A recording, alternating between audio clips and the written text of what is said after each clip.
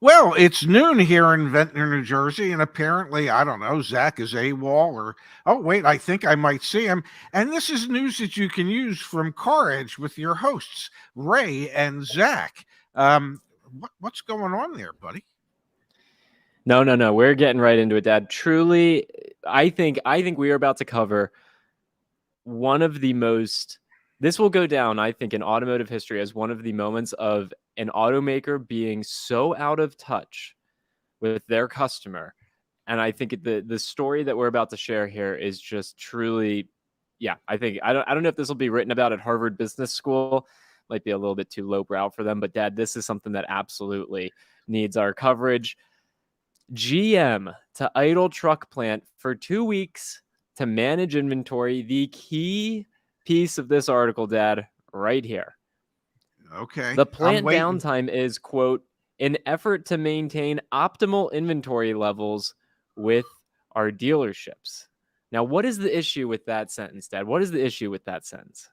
Well, I don't know if I have an issue with it as much as you do, but the issue I believe for you and for the consumers is that General Motors is figuring out ways to better control their inventory levels at dealerships by mitigating production so that dealers can continue to ask for inflated market adjustments and continue to be more profitable than they've ever been, which means ultimately that when General Motors does this, you as a consumer get screwed because you're going to have to pay more for whatever it is that you might want to buy from them because they're going to keep supply tight while demand might be high. All right, no offense, but we are gonna ring the consumer alarm. I think Pops has the wrong read on this one. We need to be outraged because what GM is doing is they're perpetuating this BS. We covered this just the other day. Everyone, what does that date say up there? 2/20. This is just the other day. What car is being sold? A 2023 Chevrolet Silverado. What vehicles is GM intentionally reducing the production of? Chevrolet Silverados. What is it allowing dealers to do to unsuspecting customers? Charge a top whatever the hell package for $1,600 and a $5,000 market adjustment. Folks, most people, let's just be very real. Most people have no freaking clue who Ray Shefska is or who Zach Shefska is or what CarEdge is. Most people have no clue who we are. They're going to walk in to prop whatever the hell dealership and they're going to sign for that. They're going to buy that crap. And they're going to buy that crap because the dealership got away with it and because the OEM is also complicit to this. They are intentionally coming out and explicitly taking actions to restrict inventory. When you want more, Dad? You want more? Yeah, you want more. I want more. Give me more. When GM has simply realized that they can incentivize less. Incentives for a Chevrolet product are down 16% year over year, $1,300 as compared to $4,000 to $4,800. At the same time, GM has, for Chevrolet brand, the Silverado has had one of the highest average transaction price increases to $59,187, up 9%. This is the biggest FU to consumers in a long time, Dad. It was a lot of talk leading into this that they, we're going to try and keep inventory lighter. Now intentional actions, intentionally restricting this at a time where most people can't even afford to buy a car. I mean, I'm consumer alarm, man. This is really getting me fired up. Did I have a question? Did you take my rant pill I had today? oatmeal. No, I had oatmeal. Yeah, I had oatmeal. Well, what did you put in your oatmeal? I mean, if you are a shareholder of General Motors, I believe you would be okay with this because this will help maximize profits and should help maximize the return on your investment as a shareholder. Now, as a consumer, I completely agree with you. But, let's face it, manufacturers have the right to only Of produce course. what's needed as opposed to what we might like to see them produce. The fact that we would like them to get back to pre-pandemic inventory levels so that pricing can be more competitive so consumers could end up paying less. Yeah, we would like for that to happen, but as a giant corporation, they don't have to do that. Now, do I think it would be in their best interest to do that? Could they gain even more market share if they were to return to the halcyon days of 2019 before the pandemic? Perhaps. But my guess is that the bean counters have looked at this. The accountants have looked at this and said, time out, boys and girls. You can make more money by constraining production than you can by just producing to the max. And so, once again, the bean counters have won. Okay. And it's the hell with the buying public. So I get your outrage, I really do, but I also understand from a corporate perspective why they're doing what it is that they're doing. But it's the short game and the long game. I think Kenneth's got it spot on. If news of this price fixing scheme becomes widely known, the reaction of the buying public may result in fewer sales, which defeats the entire purpose of this price fixing scheme. And honestly, Dad, you're playing the short game. Yes. Every automaker has found a way to over-earn over the past, we'll call it 18 months. Every dealership has found ways to over-earn over the past 18 months. Consumers don't have, consumers do have a short-term memory. However, I think when they realize how hosed they got, how underwater they are, the moment someone comes around, Dad, and they provide, and I'm thinking of like an OEM like Mazda, an affordable vehicle that's reliable at a price point people like. The Mazda dealers aren't as bad as the Kia and the Hyundai deal. Like, there is a long game opportunity here to really become a brand that people love. Dude, let's be very real. The reason CarEdge has a great chance of growing into a huge, massively successful business, Dad, is in part because of these decisions from Chevy and their dealers that are just screwing customers left and right. It just makes the value of what we do even more important, even more valuable. So I think that there is an automaker out there. I know that there are dealers out there. I'm thinking of Earl Stewart that are playing the long game, that want customers for life. GM is coming out and explicitly saying, you know what? We are going to take short-term profits over long-term value in a relationship with consumers. And I got to be real. It's not just them, Dad. Look at this data from Cox Automotive. This is a chart that is showing you, blue line, the number of new vehicles for sale that are under $25,000, okay? Wow. Green line, that's the number of vehicles for sale over $60,000 MSRP. This is from 2017 to 2022, December. We have seen a 78% decline in under $25,000 MSRP new cars and a 163% increase in vehicles, new vehicles with over a $60,000 MSRP. It is not just GM. They're just the first one that we can take to the punching bag and really call out here because their executives are coming out and saying, well, let's turn off a plant for 2 weeks so we can fix prices. BS, man. Total BS. I feel like I'm your son on a day like today. Now I know where I got it from. Well, the scary part is when you show that chart, they have made perfectly clear that they are no longer interested in selling vehicles to the middle class. Okay. Oh yeah.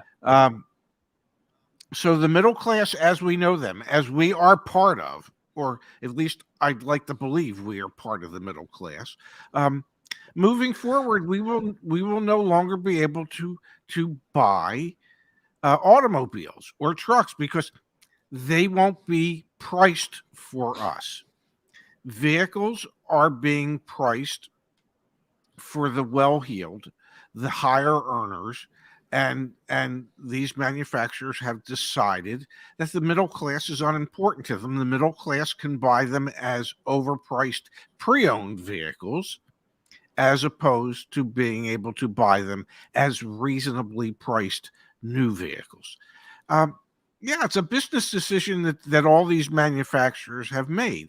Now, we've been saying for the longest time that perhaps there'd be a manufacturer out there that says, and you know, the one I think of all the time is Tata from India, you know, because they at one point they were making a car that was like 10 grand, okay, and it was as base an automobile as you could get, but it was basic transportation so that the masses could afford to avail themselves of some form of mass transit as opposed to trains, planes, and other things.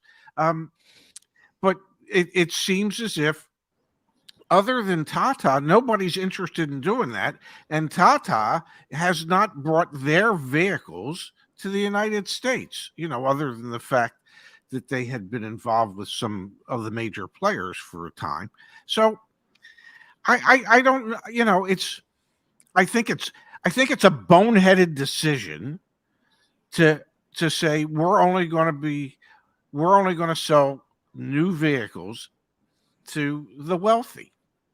I think there's a much larger market if you say we're going to sell new vehicles to everyone as opposed to just the wealthy or the well-heeled. We're going to do an early segment real quick. Really? You gotta be kidding me. All right, I want guesses in the chat, pretty please. 2023 Chicago Auto Show. All the OEMs are there showing off their latest and greatest. We're talking about expensive starting MSRPs. Well, over at the Jeep stand would be the Grand Wagoneer L. Guesses in the chat for what the starting MSRP is on the Jeep Grand Wagoneer L, 2023 Jeep Grand Wagoneer L. Pops, obviously, I want to hear from you. Let's get a couple guesses in the chat, and then I think you will realize why this is today's Really You've Got to Be Kidding Me. Okay, but do you want me to guess now or do you want me to wait? No, please guess. Please guess. I'm guessing if you're talking about the Grand Wagoneer L, which is their big ass Wagoneer. That's what the L stands for in Wagoneer well, L. What they should do is they should make it the Grand Wagoneer BA for big ass as opposed to L. But I'm going to guess that it's probably around $112,500. All right, folks, let's get a quick drum roll going here. Bear with me for one moment. It's hard to do all aspects of this job.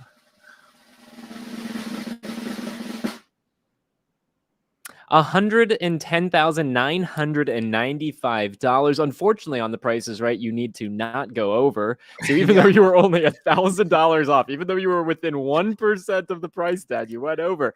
The starting MSRP on a Jeep product in 2023, folks, is $111,000. Your out the door price on that in most states is going to be like $125,000. Let me ask you one question though. Is that before freight? Let's pull it back up. Let me zoom in here. Yeah, that must be before freight. Okay, cool. So once you add their freight, and I believe the freight on a Grand Wagoneer is probably somewhere in the neighborhood of $1,600 or $1,800. I was off by $1,500. I was off by $1,500. So with freight, it's probably going to be closer to $13,000 and I believe the freight on the Grand Wagoneer might be $2,000. So yeah, that's yeah. I'm buying. I'm not even. I can't even afford to buy half of that. You know, whether it be the front half, the back half, the left half, the right half. I couldn't buy a half. No, like, and we don't talk about our personal finances on this show, but I will rest assured, neither my dad or I are wealthy, like very much not. Okay, I can't even fathom buying a $60,000 car. Like, I literally can't even fathom it, Dad. Like, I just couldn't imagine that much money coming out of my paycheck every plus rent and everything. And then you look at people who, this is Jeep, folks. What are you cross shopping that with? BMW Um, X7, the Audi Q7. I don't even know, man. I don't even know. I mean, it's just mind boggling to me. And maybe I'll reach a point in my life, Dad, where I can look at $112,000 and say, yeah, you know what? That seems reasonable. That's the kid getter in the grocery. What the hell, man? What the hell? um, no, that's a bit crazy. Um, but the good news is, Stellantis has designed that so that when it's 4 or 5 years old and it's only about $35 or $40,000, you, Zach, will be able to afford it along with the rest of us. Of course, it'll have like 80 or 90,000 miles on it, but you're getting $120,000 vehicle for like 35 grand. Who wouldn't want that deal? I'm not Yeah, the buying a whole thing. Stellantis product out of warranty, man. I'm not doing it. I'm not doing it. Well, you're not buying that BMW product out of warranty. But the point is, and your outrage, um, is the simple fact that they're pricing regular people out of the new car market, and that chart you showed, just the manufacturer just are not interested in producing or advertising, creating a market for $25,000 vehicles. Because if they created the market for it, if they advertised, they could create the market for it. If they made the advertising compelling enough, people would want to go out and buy them. But they've decided they're not interested in building those, nor in creating that market. And obviously there's big money in just catering to wealthy people. Oh, undoubtedly there is. Absolutely, Yes. undoubtedly there is. Yes. All right, Pops, want to give Igor a quick shout out. I'll see you guys. I got to go to my lane to bid on my last Tesla that I'm getting. I got 4 already, 2020 Model 3s, a 2021 Model 3, all for under 28K maximum price. Dealers are dumping Teslas. Yeah, we saw when we were looking at the depreciation data, the strength of wholesale numbers, Tesla prices are dropping rapidly. Yes. And there's an interesting angle to all of this, Dad. I'm going to try and see if I can find it on the fly here. There was a chart that I saw, and if you can bear with me for a moment, there's a chart that I saw, and it was showing the profit per vehicle sold. And Tesla's Yes. profit per vehicle sold has started to increase significantly. While their prices, they brought prices down, they have margin to work with. And here, I've got it up on the screen. Let me share this with you. This comes by way. They're working with a 26% profit margin on their vehicles, Look at this, which Dad. is astronomical. This comes by way of Bloomberg, from worst Okay. to first. Tesla's profit margin far exceeds any of its competitors. Tesla is the blue line there. They've got the most significant profit margin. No one else is even close. Toyota is in second place. You've got BYD, and then you have Volkswagen. And the reason I partly bring this up, Dad, is, okay, we're talking about a company coming in with a cheaper vehicle. We still don't have a cheaper ICE vehicle, but maybe Tesla is the solution here. As others go high, Tesla goes low. Car for the masses. They have the margin to work with to make it happen. They have the charging network. I mean, I know this is not CarEdge Electric for you and Justice, but it's a dynamic here, Dad. Listen, every time they say they're coming out with something, they say they're coming out with it, and the base price is cheap. Okay, the base price is going to be cheap. The Cybertruck is going to be cheap. Okay, that was 4 years ago. They said they were coming out with the Cybertruck. By the time they come out with that Cybertruck, there ain't going to be anything cheap about it. Okay, least of all the price.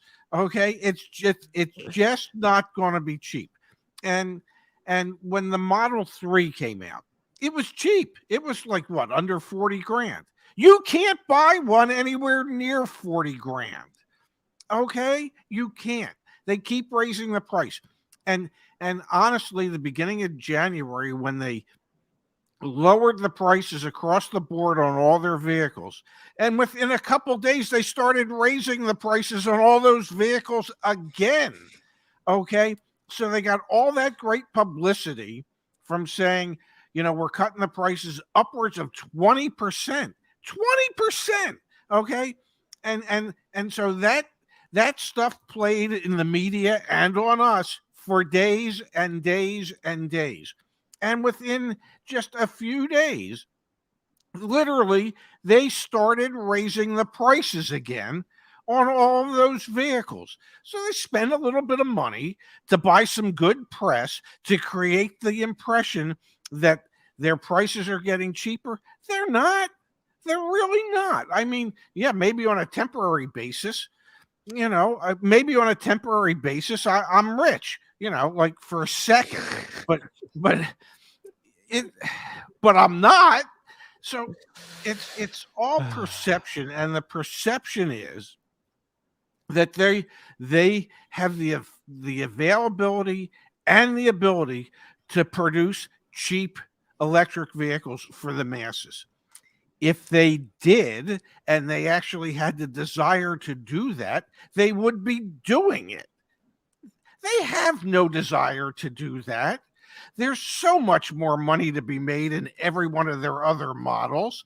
What, you don't get to be the richest man in the world by giving crap away. So it's not, it ain't going to happen. Now we can delude ourselves into believing that, they're going to become the next Volkswagen, the people's vehicle. They're not, whether it's gas powered or electric powered. You know what? They are in it for the money and nothing more. If you are not familiar with CarEdge Electric, awesome shows going on over there with my father and Justice here, who happens to disagree. Counterpoint show. Justice is doing a great job. Really, really proud of you, Justice, and I've really enjoyed tuning in. Please go watch that, where that conversation will be continued. I, however, am going to go to the chat. Brado, thank you for the contribution. Pricing people out of the market is part of the Great Reset. ESG scores supersede cost motives. Own nothing and be happy. Yeah, I mean, I don't know if I would use exactly those words, but I get where you're coming from, and I think we are seeing something along those lines. Ranger 117, thank you for the contribution. The new 2024 Jeep Wagoneer EV price. Jeep dealers are trying to mark up Jeep Summit WK models with 90 to 100,000 miles. I don't know what the MSRP is on that, but I'd imagine it is through the roof. Can we do it, Dad? Can we do it? Can we do 2 in 1? Is that okay? Do you mind if we have a 2 in 1 show? Oh, no, go for it, buddy. Really? You gotta be kidding me. We give a hard time to a lot of automakers, and I think one especially deserves the love, especially their dealers. Kia Hyundai dealers are notorious for the markups they are charging on vehicles. And here we go, Dad. This was sent in from a community member. This is at a Tulsa, Oklahoma Hyundai dealer. We have a Kona N. Okay, so it's the N trim, so that's special. $36,335 manufacturer suggested retail price, $16,000 worth of quote dealer installed options.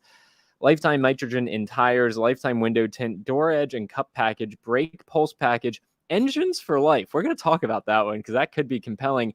This is a 44% markup on a freaking Hyundai Kona. And it is ironic that they said engines for life when this brand has struggled with engine reliability. I found that to be kind of funny. What do you think? Well, nitrogen, that probably cost the dealer $25. What are some of the other items on there? Show me that. Here you go. Yeah. Nitrogen and tires. So that cost the dealer $25. Window tint.